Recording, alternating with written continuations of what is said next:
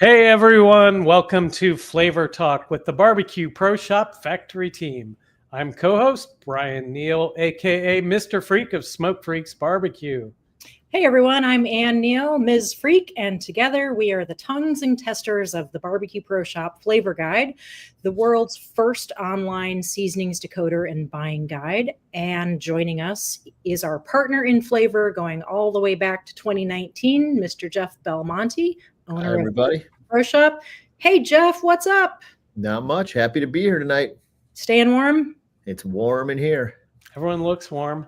Well, the theme of tonight's episode, everyone, is winning. And we are joined by the two winningest people in the State Cookoff Association, Tim and Sandy Brown of Stress Relief Barbecue.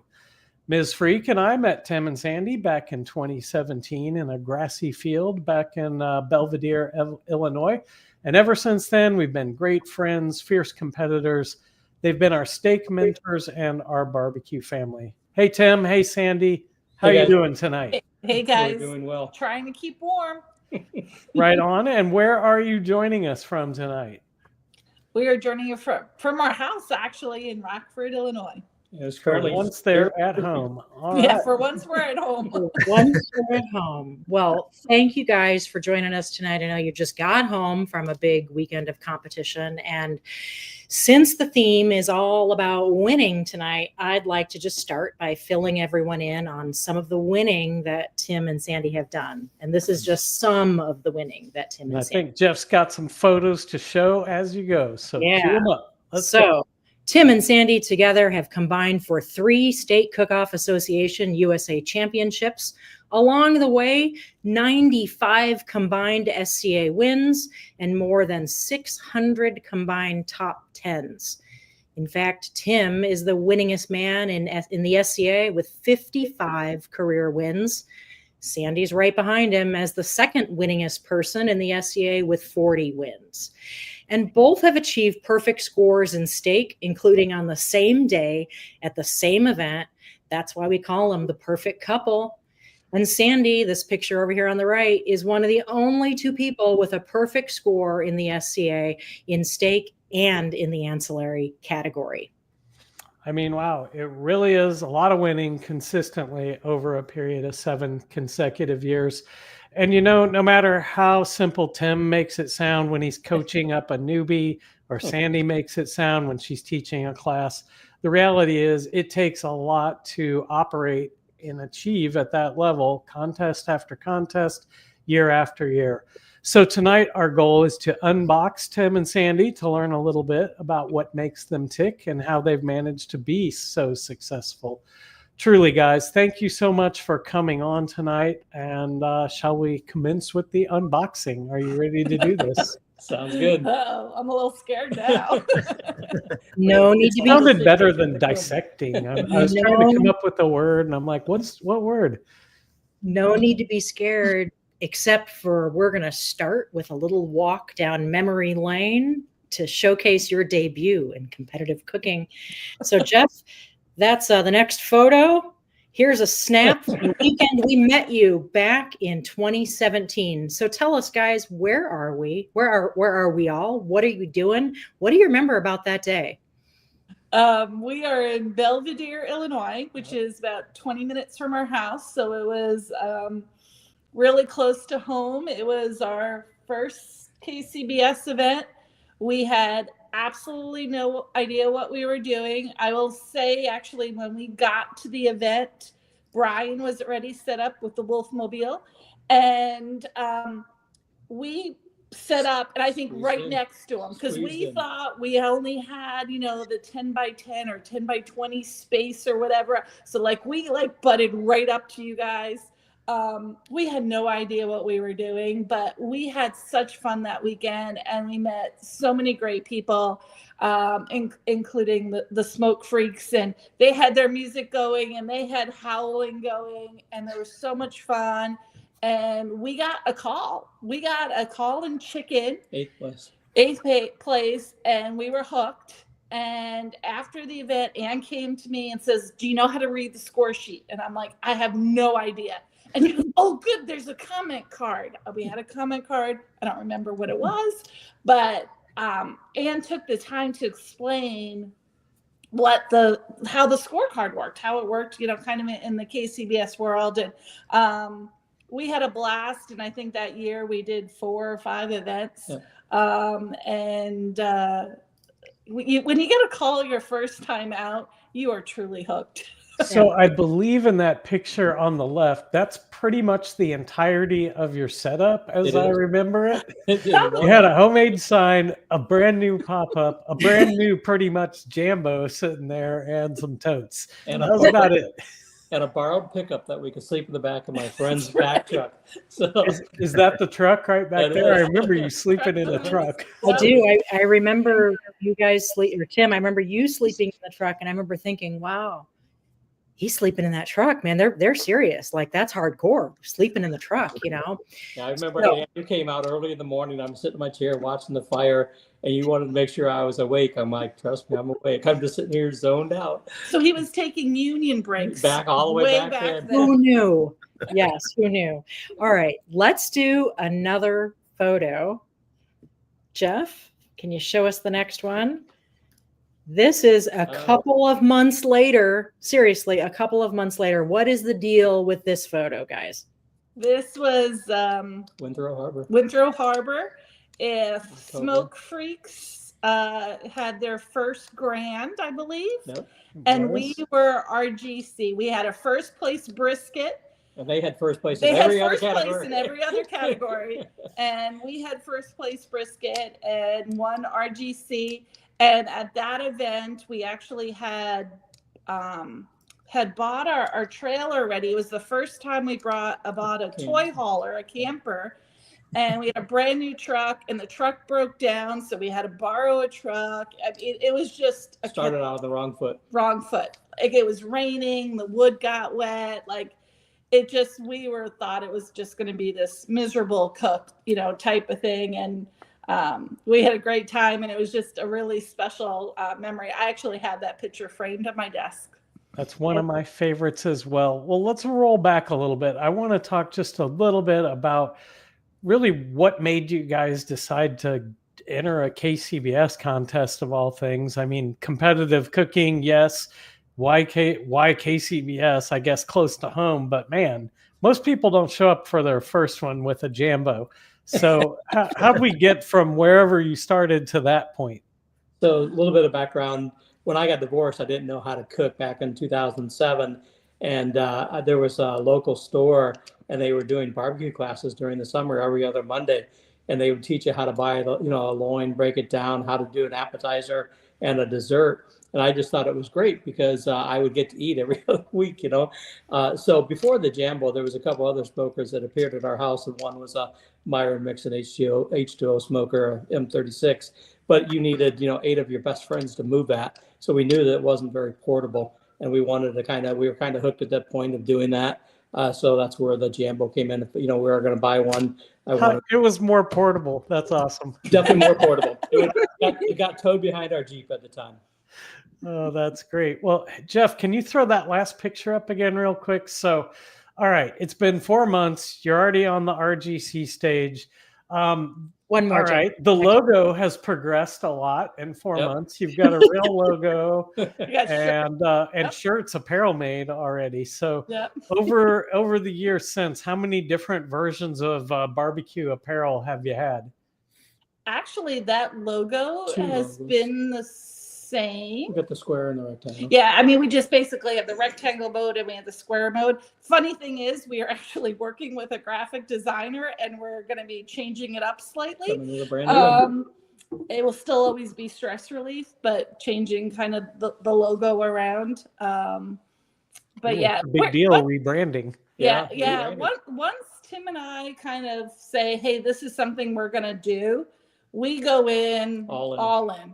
You have to get all the equipment. You got to get all the logos, the branding. We love to learn, so we love to take classes. We took tons of classes.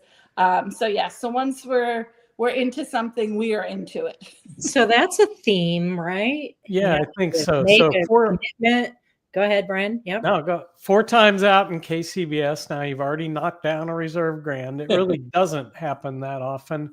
And I think that's because it's not that easy to show up in a big field, set up a kitchen, and turn in 4 things in 90 minutes. I mean, most people can't do that at all. And then you decide, okay, I'm going to get into this and learn to do it. It takes a few repetitions before, you really get that down to where out of a field of 30 or 40 people, all of a sudden you're up there at the top. It took us twice as long to get to our first RGC. And frankly, I know teams that have been at it for close to a decade that still haven't done it. So just for folks who don't know competition cooking, it's a big deal to get up there that quick. So let me just ask, had either of you guys already gotten a taste for winning before you got into competitive cooking and started dominating that? Go ahead. You know what? It was funny because I was thinking about that. Growing up, I wasn't really into sports. I wasn't part of any sports teams, types of things. I was a competitive person, like board games and things like that, but not really like organized competition type of thing. But I did back in 2011, 2012, started to go to a gym to lose weight. We were getting married, so you needed to look good in a wedding dress, and started working out at a small gym. And the gym owner whispered in my ear one time, "You should think about competitive bodybuilding."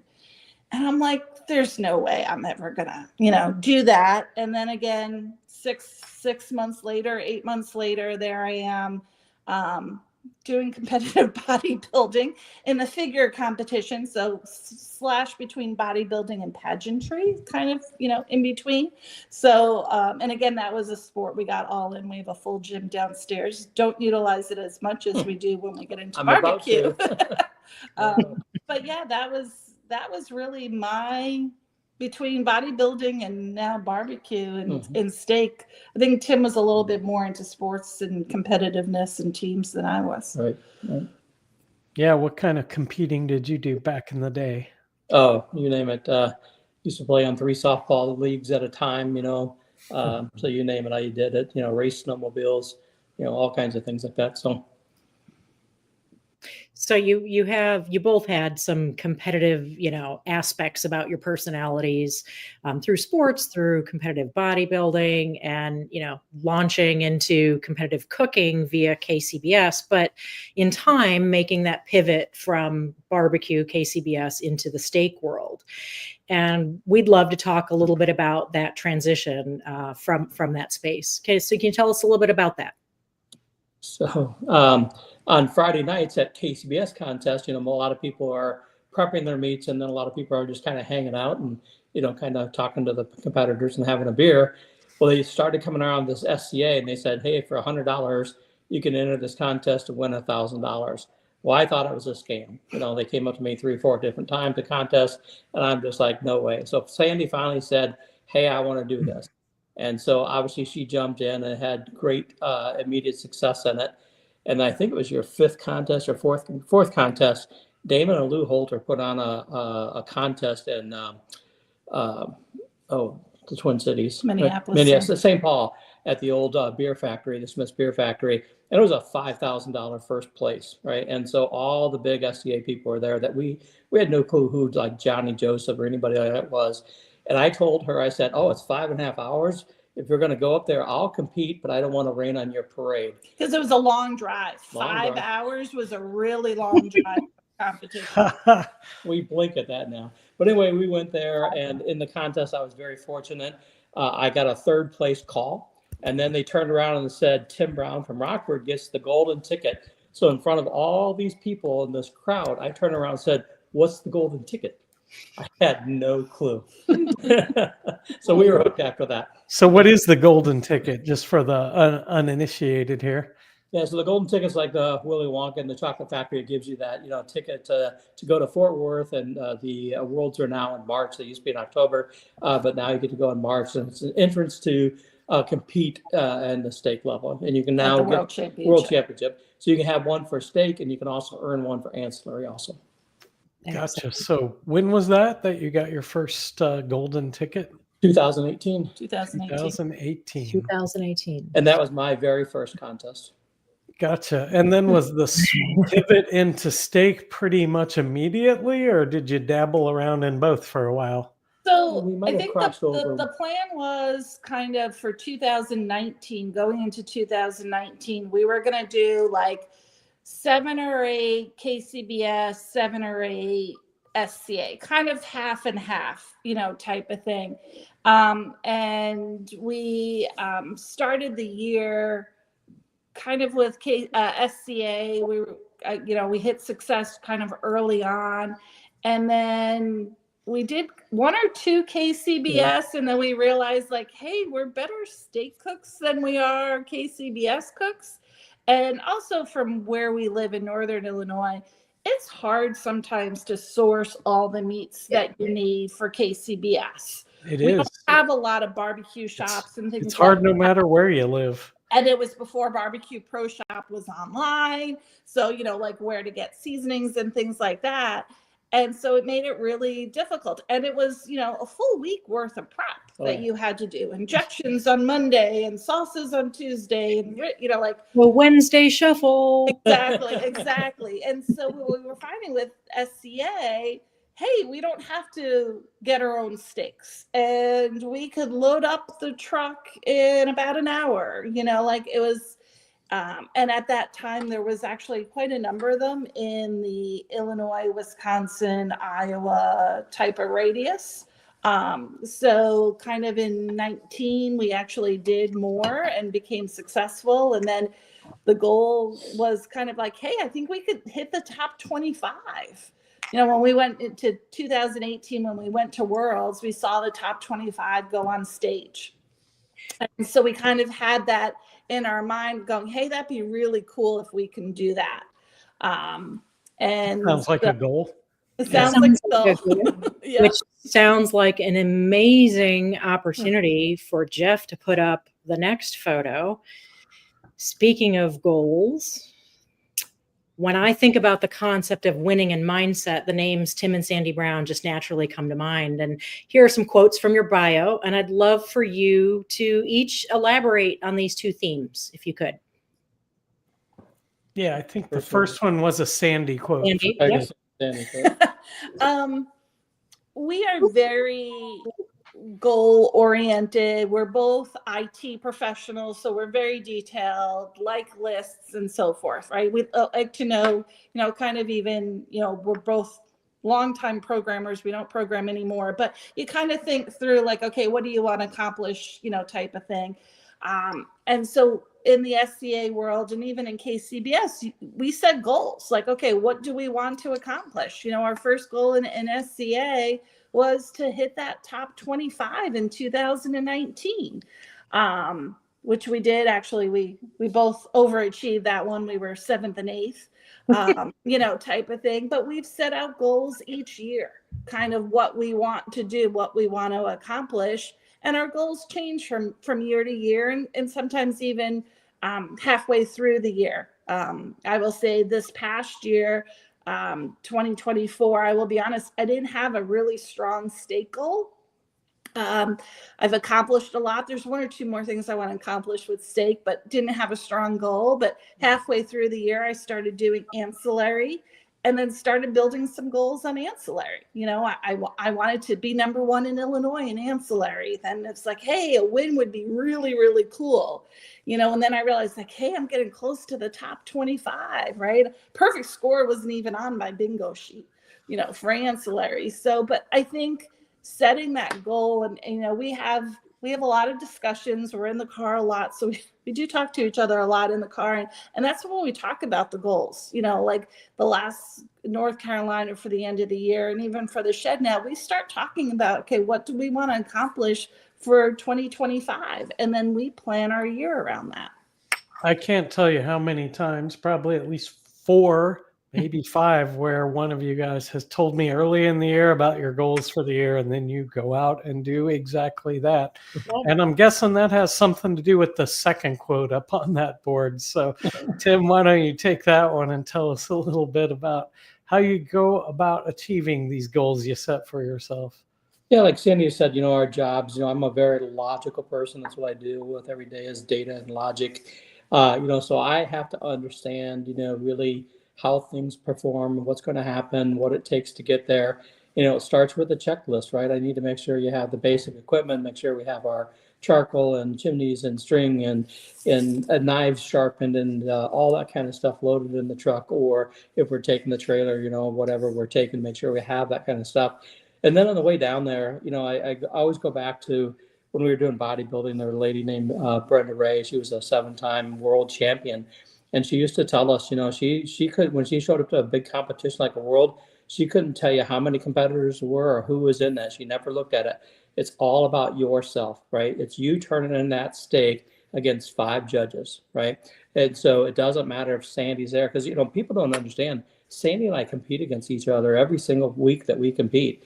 And so when Ann shows up or Brian shows up, and I always tell everybody lately is that any person in the SCA can win. It's very difficult to win in the SCA just because the competition level has increased so much. The number of rubs have increased and the marinades and all of those types of things. Learning curve has stepped up because of online classes, because of Tim and Sandy classes, because of other people's classes. People don't have to just go out like we did and experiment on their own to make this happen. So I try to bring all that together. And, I probably spend more time on the backside coming home, like, hey, what went wrong? Like, how, like a lot of people say, oh, look at my steak. And it was really pretty when they turn it in. And all of a sudden they got a 47 in appearance. Well, they don't know what happened with that judge or the cutter when they turned it in. So I try to analyze that like, oh, did I cook too big of a try and it flipped out? So always trying to, prepare for those kind of things and stuff like that. And then just keep going, try to go back to the basics because certain times I take myself off that path and I'm like, okay, how do I get back? And I'll ask Sandy, I'm like, hey, I did this last week. And it'd be like, why? What did you do? And you always have to take that step back, go back to basic, goes back to your roots and where it got you. Very interesting. Sure. Well, all of it certainly adds up and works. Jeff, let's go to the next one and see the results of all that. So for those of you who aren't on phones, you'll probably see this better than the ones on the small screen, but hey, turn it sideways. You can probably read this. What this is basically Tim and Sandy's data sheet from the past 7 years here. So I update this every week. We can see their batting average every single year, how they've gone up and down over that time, their average rankings. But Sandy, how about this? Why don't you tell us the story of Tim's progression and then we'll let him describe yours. That sound fun? Yeah, sure. Yeah, that's great. Like you said, in 2018, I really was the one who started being more interested in doing the state comps on Friday. He was a lot involved, getting the pit ready for KCBS. And, I had more time and I showed a little bit more interest in it. He wound up, though, at that very first comp, like we said, it was a long drive, 5 hours. So he decided to cook, and that's how he got his golden ticket. And then kind of, in 2019, we were both kind of feeling it out. And he'll always say, this is more my deal than his deal. He was coming along. We were doing it together, but it was something I think I enjoyed a little bit more. Our good friend Matt Overson won the points championship in 2019. So then 2020 came about and Tim says, okay, Sandy, you're going to go for it. And I went and then we're like, okay, next year it's your turn, and so it was, it was Tim's turn. And then kind of in 2022, it was kind of a flip between who was going to get it, him and I, and going through. One big thing happened. And then Tim was diagnosed with cancer at the end of the year. And that really slowed him down and changed his perspective of things. But then in 23, we still competed. He was very focused on winning and getting that going. And then in 24, we thought we were going to kind of slow down a little bit. And we did. If you look at the number of comps, we did less. But Tim entered the year in 2024 with a goal of hitting 50 career wins. He had most number of wins for the season in both 21 and 23. Correct. And then so in 24, he kind of had that goal, but more importantly, he had that goal of he wanted 50 wins. The beginning of the year, he was still kind of starting to get his strength back from the cancer treatments. He started the year off with a win at the Shed, and then it was kind of slow. And then in the summertime, he just took off, and he started feeling really well, and hit the 50 mark, and then overachieved, of course, and had to get 55 wins, career wins, which led him to the 12 wins for the season. So Tim, I think, has been, his goals have always been more focused on number of wins, type of deal, and that's where you see, kind of his progression and his thought process. Well, the ranking column on the far right is certainly impressive. It's double digit every year. So we got single digit. Single digit. Second, first, second, third, and fourth. Yeah. That's just insane. I mean, if you look at the barbecue world, I mean, nobody does that there, because you can't. And somehow, I mean, both of you have done it. So, Tim, why don't you tell us a little bit about Sandy's rap sheet up there? Yeah, I think she alluded to a little bit. We, in 2019, we started kind of cooking here in the Midwest, and we formed the alliance. And by accident, it was coined by Sandy. But the Midwest Five, because every week we were out with Matt, Mark Huntley, Troy Johnson, Jeff Jacobson, us. Did I miss somebody? Doc Johnson. Doc Johnson. Sorry, Doc. Don't mean to exclude you. So we were very fortunate that the five of us finished in the top 10. And that was unheard of. Everybody that cooked was, and was placing in the World Championships were basically Texas and Oklahoma. And then here come these Midwest cooks, and it was a big deal. So Matt won that championship, and at the same time, we came back home just like we are now, back in the winter there, and we're just kind of sitting here and like setting our goals. And I think Sandy alluded to it. It's like, why not? Why can't we? And I always say that Sandy's the better cook, and she is the better cook. I just get lucky a few times. She understands probably a little bit more of the process, when it takes a little bit. And she also cooks with love. That's the one thing that Sandy does. She even has this, made with love. So that is a big thing. So when she set that goal in 2020, it was all out for that. We did a lot of driving that year. We did a lot of contests. And people say, oh, the only reason you won the points championship because you drove a lot. Well, and you entered a lot of contests. You only get 1 point. So when you end up with a record number of 563 points and you entered 125 contests, take those 125 away, where the other 450 points come from, right? You earned all those. So you have to have a very diverse, or a very balanced profile that shows up and can cook in the Midwest area, can cook in the Memphis area, in the South, and Texas and Florida, in North Carolina where we cook, and come away with walks. Oh, and also Australia and New Zealand. Our profile has gone out to all of those. So Sandy set that goal. Obviously, she was the first lady to do that. 2-time female of the year. Plus, you won that points ring and stuff like that. Next year, the SCA changed. Instead of being a points race, they tried to balance it out with the averages. And so I was fortunate enough to get the average, there of the placement. And then, like I said, next year we kind of, like Sandy mentioned, really wasn't either one of us. We just were out there cooking. We knew we were very competitive and wanted to go on. And then about in June, obviously, I got the devastating news. So it basically was Sandy's to kind of run away with. I did my support. I did the one thing that Johnny Joseph always says, you don't just show up, to donate, right? And I did, because I was trying to help drive, trying to help be there, or whatever. So Sandy was fortunate; she was still, in the mindset where I was not, right? So I believe though you finished second for the year. I did. So I think it wasn't terrible.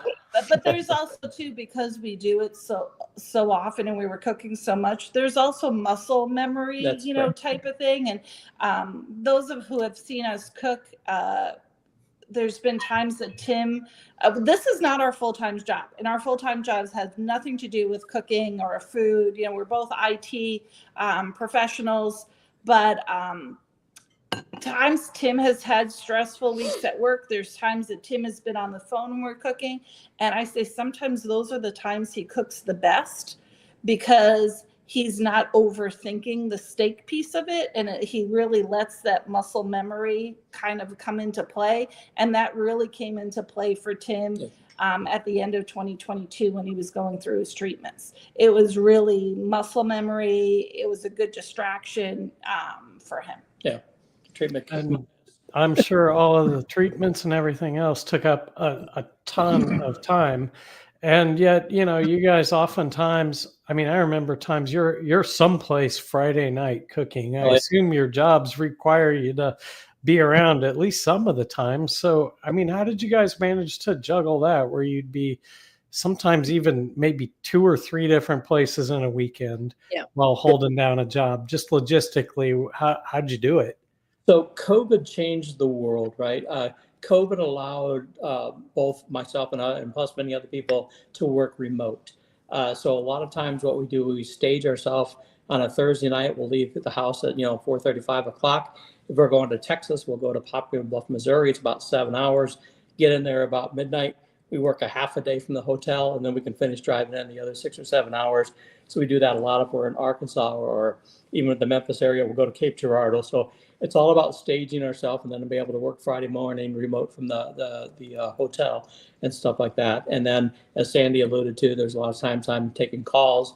We were just out in North Carolina, and it's my busiest week of the year as I have to close all the books, load pricing, load costing, cost rolls. And it really is a very tough time, stressful time for me. But we made time when you go on maybe a little bit of limited sleep to do it. Yeah. So. And that was the thing is in 2019 and 20 and probably 21, we were doing what I call crazy drives. Crazy. Friday night, we would compete at one place, drive overnight to compete someplace on Saturday, and sometimes an overnight on Sunday, an overnight to get to someplace on Sunday.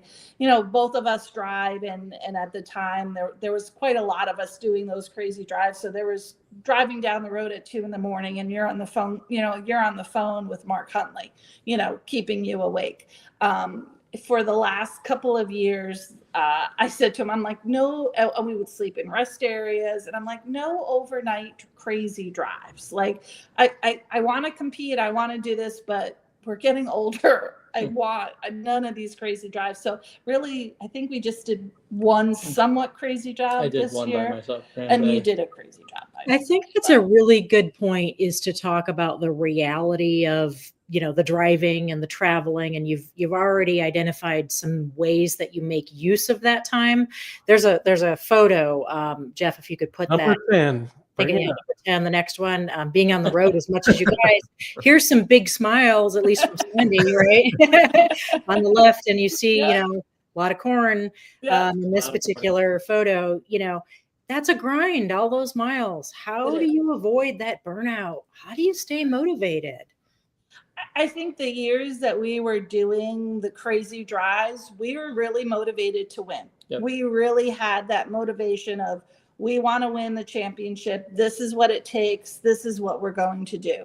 And we're very lucky. We have 2 of us, right? So we have 2 drivers right away, type of thing. Tim does probably much more of the driving than I do. But it is tiring, and there's a lot of sacrifices, right? There's a lot of family events, friend events, that we've missed. My family isn't in Illinois, they're in New Jersey and Georgia and things like that. And we missed going to see them, sometimes because we're on that road, and it got to be a lot. Right. So I would say for, in 2024, we're still want to be competitive.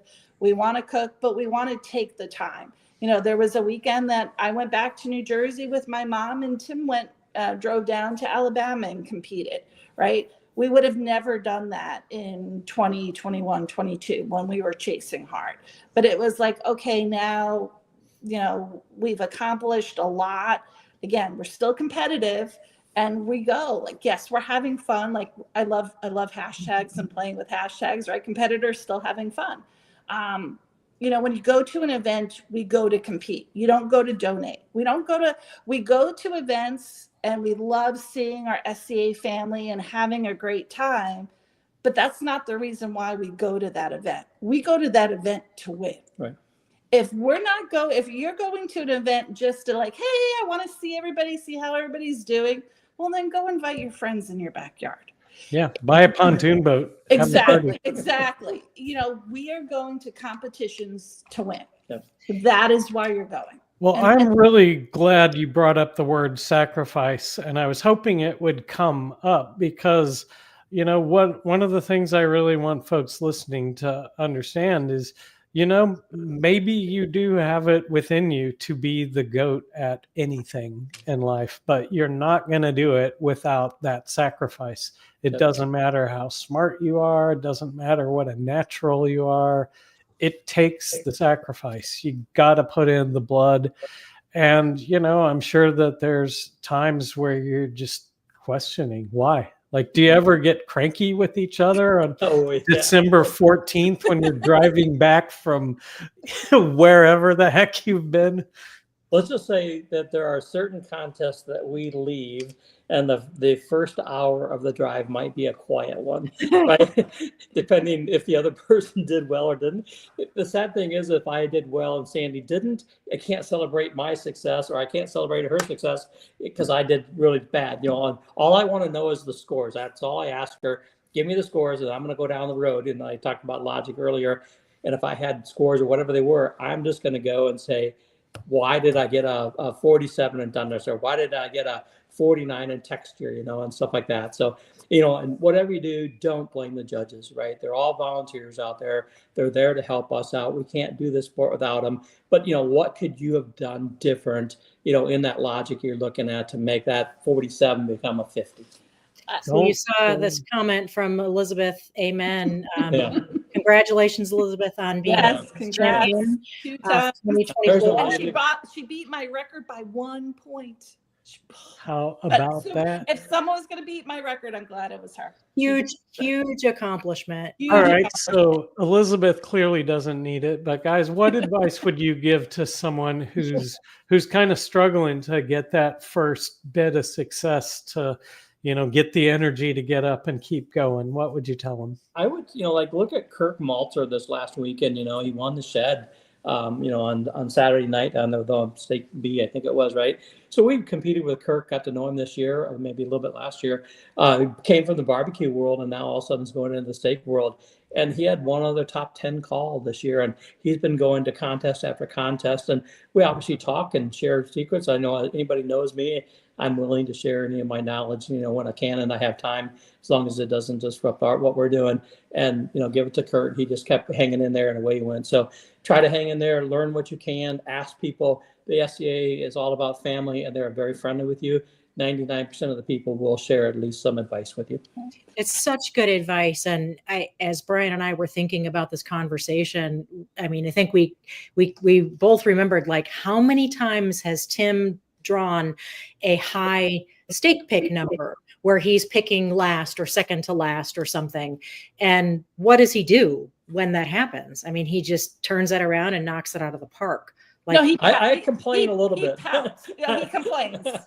He complains until he gets the steak. Well, he knocks it out of the park. And then he knocks it out of the park, and then I have to remind him. Yeah. Or when he's pouting about it, I'm like, how many times have you won from the back? Yeah. But do you find a great steak somehow, or do you just make that work? I mean, what goes on there? So the one thing I tell everybody, if people run down that table of steaks and they don't flip steaks over, and some of the ugliest steaks turn out to be the best steak. And, you know, take the time and have that person that's turning the steaks for you, take a look at them, because there's an ugly duckling on the other side, and it just needs to be trimmed up. And, you know, I probably toot my own horn, but I definitely can trim a steak, and I can take a bad looking steak and try to make it a good steak, you know, but turn those steaks over and see what they are on the other side. What's the first criteria you must have for that steak to go with you in the Tupperware? A spinalis. Any type of spinalis. No spinalis, like steak number 10 through 13, it's not going to win you a contest. Yeah, well, I know those are tough. I think tomorrow or the next day, Ann and I are going to practice, and we've got a 12 and a 5. So someone's going to struggle.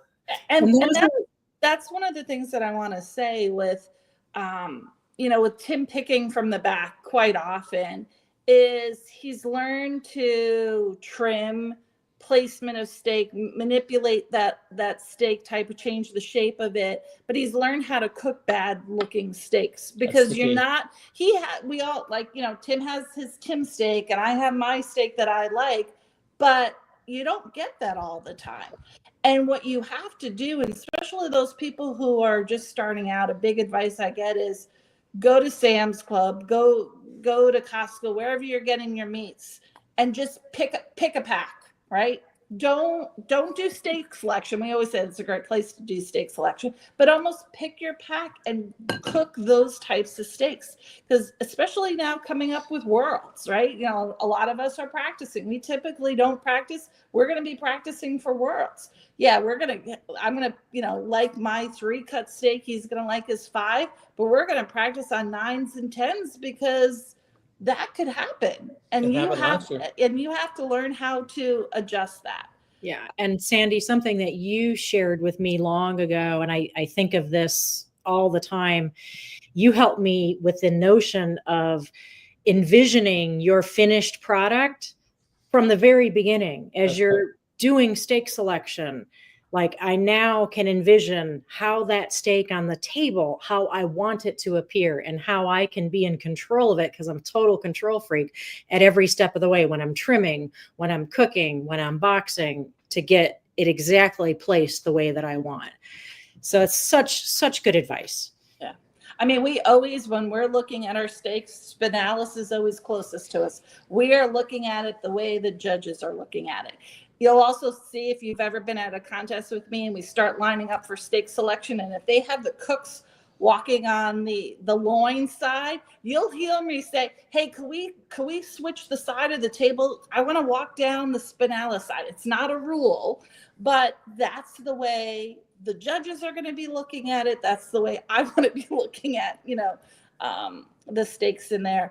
I do want to go back to one thing of, we set our goals, and I think for new cooks, right, an end goal, I think every steak cook's goal should be that world championship, right? I think that should be a goal on everybody's list. Again, if you're competing, that should be on your list. But set off sometimes small goals. Winning a U.S. championship your first year is really tough. Elizabeth Lippa did it. But most people, think about it. Like, hey, I want a top 10 call. I want that first place. I want to be first in my region. I want to be first in my state, right? They now have, like, Tim and I love stats, right? On the SCA points spreadsheet, you could see where you are in the state. So that might be a goal. Like, that was one of my goals for ancillaries, be number 1 in Illinois. There's 5 ancillary cooks, so I thought I could make it. But start off, but set those goals. And if you achieve those goals early in the season, guess what? Make new goal. Make a new goal. Up that goal, type of thing. I think absolutely. I mean, we've talked a lot about the mindset of winning, and a big part of that, and you guys have touched on it here and there, is the role of flavor in winning. Yep. So this is Factory Team Flavor Talk. So obviously we want to talk about the flavors a little bit in the time that we have remaining. And, when you're cooking competitions to win, obviously the food's got to taste good, right? But there's more to it than that, for sure.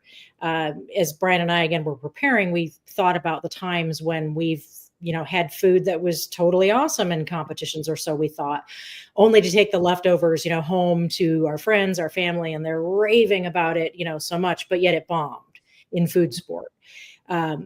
So what's your philosophy on flavor as one of those dimensions when it comes to flavor for competition? What's that? Flavor for competition is, in the SCA world, you have 5 judges, and you have to please 5 judges, or I'm going to say not offend 5 judges, that's right? I think, that's that case. So, right. So that's our mindset of not offending any one of those judges. So we always want a balanced profile. And by the way, it's called the Steak Cookoff Association. It should taste like steak, not like seasoning. I don't want a judge to open up, to cut that steak and say, oh, they used that new Texas Tornado. Oh, they used spicy white lightning. Like, I don't want them to be able to tell exactly which seasoning we have used. I want them to say, man, that was a really good steak. It tasted like steak. right? So no blues hog on that? No blue hog. No, now at home maybe on a pork chop, but actually neon lights on pork Oh. chops, New Aces Wilds. We just helped a new sauce. little girl from Florida the other day. She won the She won shed. the kids pork chop, but we always want a balanced flavor, and we want it to taste like steak, like beef, Like you know, beef. type of thing. And we started off again, kind of even with our KCBS recipes, very basic, you know, a couple of rubs. We're successful early on with not a crazy number of rubs. Like we just had a good balance. And as the years have progressed and there's more and more steak seasonings coming out, like when we started, there wasn't a whole lot of just branded for the steak world, right? We all used our barbecue stuff, right? And now there's a lot of crossover too, but there's more and more, I think, steak seasonings that are coming out. And there's some great ones. And we'll taste them, but we'll see, okay, well, how does it work with our seasoning, right? Because sometimes we might add it to a butter. We might add it to the marinade. We might add it to the finishing. We very rarely add extra flavoring to our base steak rubs, right? And our base steak rubs have been our base steak rubs And they're still almost from day one. Right there is a huge insight. You know, flavor is not limited to the products that you put on the steak from a shaker and a bottle of rub or seasoning. You talked about marinades, you talked about butter, you talked about all these other ways to deploy flavor throughout that whole experience. Right. Yep. Yeah. I'm going to say even charcoal. right. Charcoal. You know, type Charcoal of isn't thing. an answer. Charcoal, add wood to it, don't add wood to it, you know, type of thing. And it's all of those. And what we'll say even, you know, kind of in our class is when people give us new rubs all the time, like, hey, taste this. Well, if you taste a rub straight out of a shaker, it tastes one way. You cook it, it tastes differently. You add it to butter, it tastes different. You add it in a thumb grinder, it tastes different. So it's kind of learning that, hey, it tastes different in different aspects, and where does it fit, you know, type of deal with it. And I will say, you know, Tim and I don't have great palates, you know, type of thing. I tell you when I don't like it. Yeah, he can tell what you don't like, but he can't say, oh, this has rosemary or something in there, right? He one time told a very successful brisket guy, he goes, I think you have like orange or something citrusy in it. And there was none. So I go out and I look at, to be honest with your flavor guide. Yep. Even when I'm cooking at home, you know, I'm making things and this new rub came out, you know, like Bill Mann has a great line of rubs, and it's like, okay, you know, how does this rate, you know, type of thing. And we look at it, but it's not, we listen to what people are calling out for rubs, right? And then you also have to look, okay, are they really using 20 rubs that they're calling out? Probably you not. know, type of thing. And then we'll taste it, you know, and I'm like, okay, well, I like this. There was a rub that I really didn't like out of the bottle, but when you put it on a steak, it tastes totally different. And I'm like, hey, this is pretty good.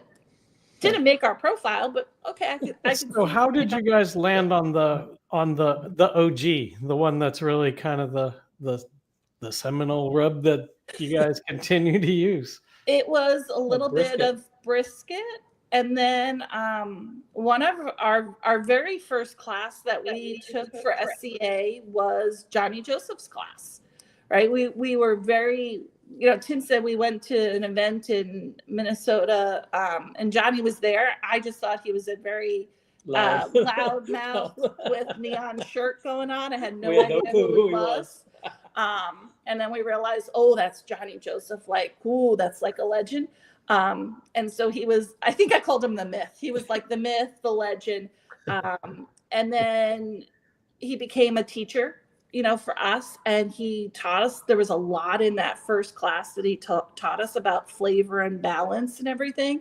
And like I said, we just, you know, I will actually say we probably got lucky on that. We got a really good balanced rub to start with.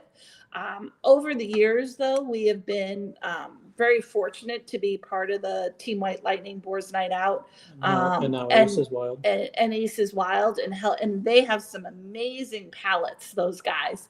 And so they'll be coming out with new rubs and stuff, and they're like, "Hey, taste this, try this."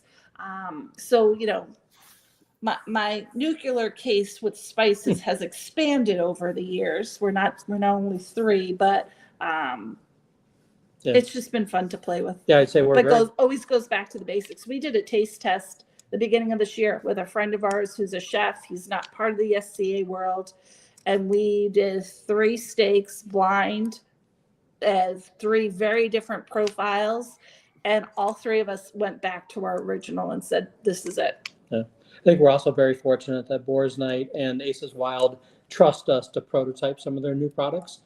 So over the last 4 years, we've been very fortunate to help bring like Spicy White Lightning, Midwest Dust, Wicked Pig, even with Matt, to bring it to market. Southern Thunder and Texas Tornado. Tornado, and then also the new Four Queens, and some of that kind of stuff. So we're very fortunate that we get to prototype some of those ahead of time and just find out, can we use them in our profile or not? And so we've been successful there.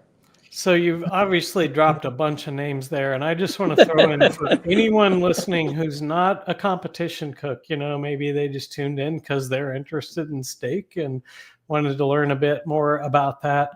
I got to tell you, the Johnny Joseph rub, even though it's really kind of known as a competition rub, get some of that and put it on your steak. I think the guy must have worked a lifetime on making that, because it's a masterpiece. Mushrooms. It was originally his pork rub, so we use it on chicken and mushrooms all the time. Yeah. And the other one is Midwest Dust. Do you have that, Ann? You have that in front of you? Midwest Dust. Come on, walk over there and get it. No. Reach behind me, maybe. But we made chicken tonight, and A476. I don't know what that is. Yeah. But I had Midwest Dust on the chicken tonight. I mean, it's just awesome, So Yeah, so it's not just like Brian just said. It's not just for steak. It's use them in your kitchen, use them in your backyard. Yeah, and I don't really believe in the idea of competition rubs anymore. I mean, if it means anything, it probably means it's got maybe a little more sugar in it and some MSG that they wouldn't have at the grocery store. But man, that's where so much R&D goes into, is how to make something truly great. At the grocery store, a lot of the R&D is how do we make it truly cheap so we can make the most profit on it. So you get a lot of fillers and things like that. But the competition rubs, I think you're going to get in the full bill of ingredients more real stuff that actually adds to flavor. And so spend your money there. Don't mess with the stuff at the grocery store. So are there any common flavor mistakes or mishaps or redirects that you think folks into competition food sport should avoid? Too salty. So I was going to say, that's what I was saying. I think that's number 1. We're fortunate. We know some judges from the various regions, and you just get to sit around. Like the other night, we were down there, and I just happened to say, "Hey, how were the steaks from last night?" And 2 of them right off the bat said they were too salty. The majority were too salty. So because people don't think about theirs, right? So I'm just going to say, I always recommend people who are there, whether they're doing steaks at home, starting with competition, I always say you always want to start with some type of salt, pepper, garlic base. I call it a white rub, type of thing. And then like some type of red rub that's going to give it more color and flavor and so forth. Both of those rubs have salt in it. And then we say, hey, you might want to have a finishing, rub with that. That's going to have salt in it. And then you want to finish it with some butter. We always use unsalted butter, right? Because if you use salted butter, now you're adding another layer of butter. And again, it goes back to how does it taste on its own, but how is it going to taste layered with everything else? But I think making steaks too salty is probably what we hear the most from judges. If it's 95 degrees in Texas, the body craves salt. Go ahead and use salt, but not when it's -0 outside right now. Don't have a lot of salt. Yeah, I wanted to ask, do you guys adjust based on like maybe what the weather is, or whether it's hot, or whether you're turning in early or late in the window? Does any of that factor into how you play the flavor game? For the most part, no. I will say in 2020, we were cooking a lot in Texas, and Texas likes a little bit more spicy, bold. And again, we think our flavor profile is really balanced. And when we first started cooking, we actually cooked on the same grill. So Tim cooked early in the window, I cooked late in the window, and now we cook on our own grills, and we tend to still do that. But I noticed in Texas, and I'm not going to say worlds, that's a different story, but competitions with Texas judges, bold flavors. When I was going in at the end of the window, I probably was heavier handed with my seasonings. Same seasonings, but I probably added more to it than I usually did, just because I knew there was probably a lot of bold flavors before mine. And Sandy, you made a point to talk about not talking about worlds, but what if we were talking about worlds? Worlds, yes. In March. It's in Texas. It's a hybrid of judges. But you have judges from all over, including international judges. So you have judges from Texas. You have them from Iowa, from Alaska. You're going to have judges from Europe. We had judges, I think, from Australia. From the East Coast, you're going to have judges from everywhere. So I don't treat it as a Texas comp. You know, like there's a comp a couple days before Worlds in Texas. And by the way, I always go and look to see who's judging. When you sign up as a cook and you go to the SCA website, you could see the cooks, but you could also go to the judges area and you could see who signed up to judge.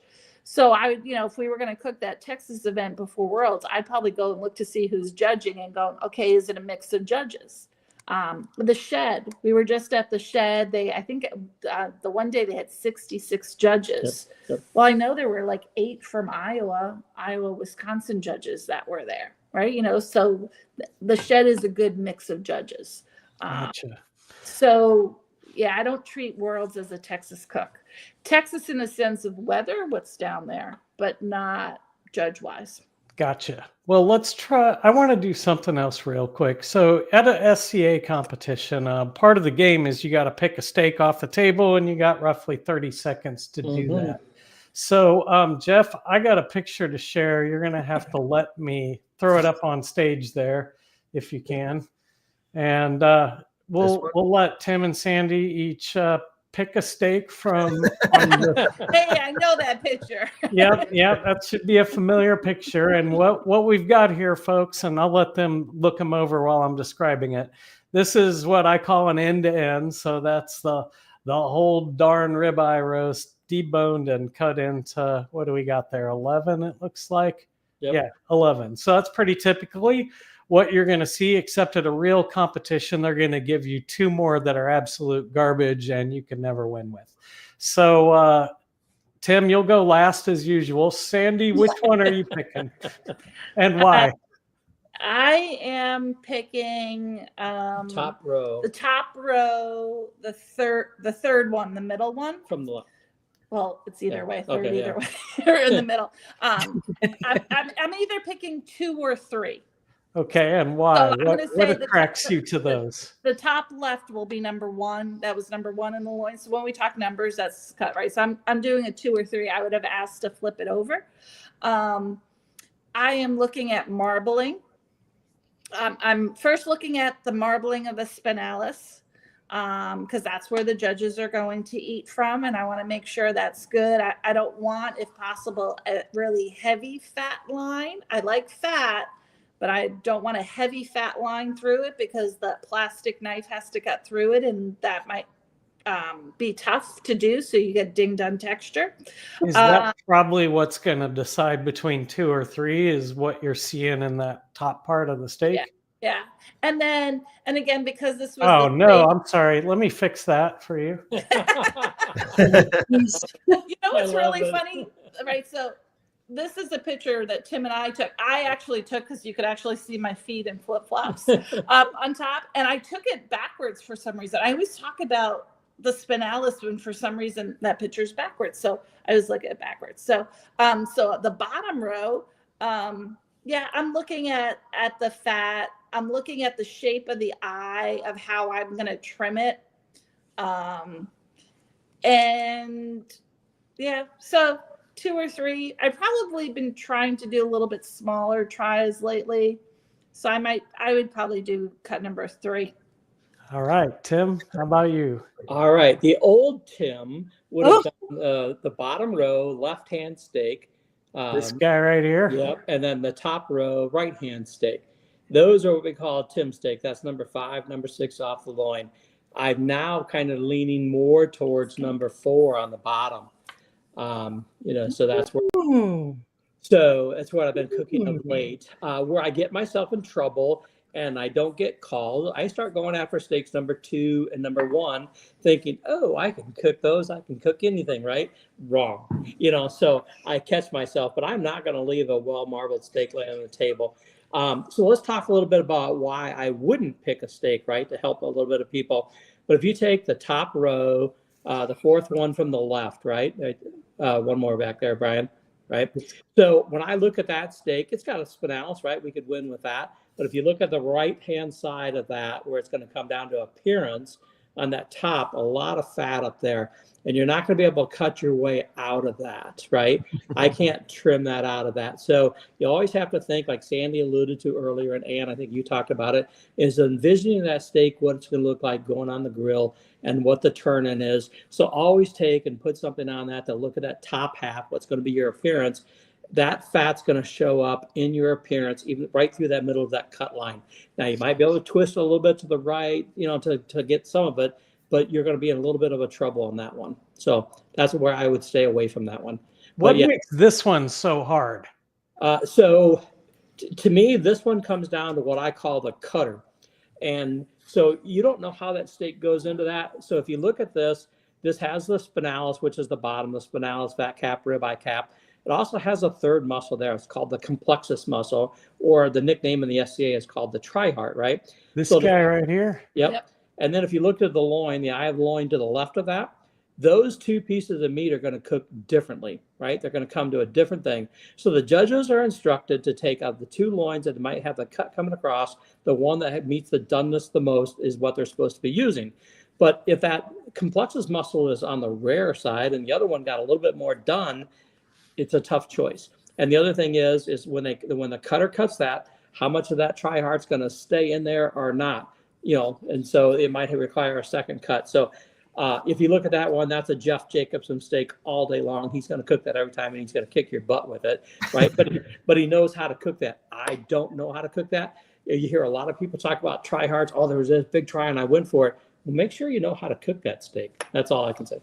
So good advice. Make sure you know how to cook it. I mean, I don't cook the tries. I wouldn't pick that. I know Brian would, but that's not my steak. I think that's good advice.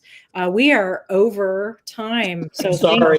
Let's do the good old wrap up and what's next. Yeah, let's do a little bit of a wrap up there, and I think, wow, thank you guys. That was a lot of great information, a lot of great insight. We've talked a lot about your journey, the winning mindset.